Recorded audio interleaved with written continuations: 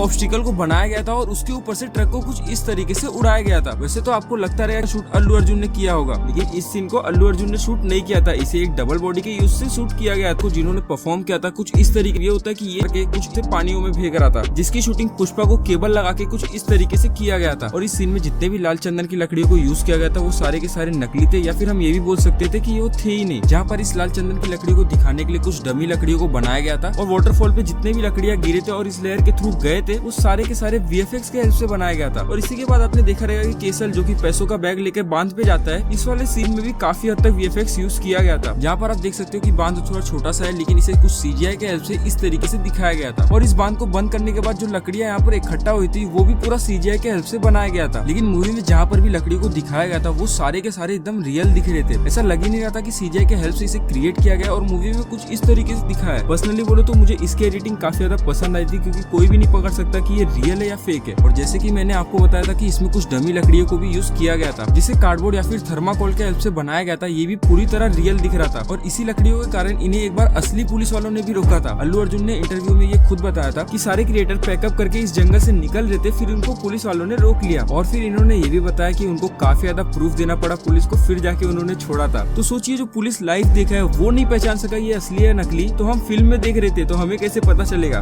तो अब हम चलते हैं हमारे अगले सीन की तरफ, जहाँ पर आपने देखा होगा कि पुष्पा राज की शादियों की बात चल रही होती है। इस वाले सीन का भी आप बिहाइंड द सीन अपने स्क्रीन पे देख सकते हो कि इसे कैसे शूट किया गया था। और इसी शादी वाले सीन में एक इंसिडेंट हो जाता है, जहाँ पर पुष्पा की माँ को कुछ इस तरीके से चोट लग जाता है और फिर पुष्पा अपनी माँ को एक हॉस्पिटल में लेके आता है और वहाँ पर एक फेमस डायलॉग का जन्म होता है। उस हॉस्पिटल वाले सीन को भी आप अपनी स्क्रीन पे देख सकते हो कि कैसे शूट किया गया था। और अगर आप अल्लू अर्जुन के पक्के फैन हो तो मुझे बताइए कि इस वाले सीन में कौन सा डायलॉग का यूज हुआ था जो आने वाले समय में काफी ज्यादा फेमस हुआ था।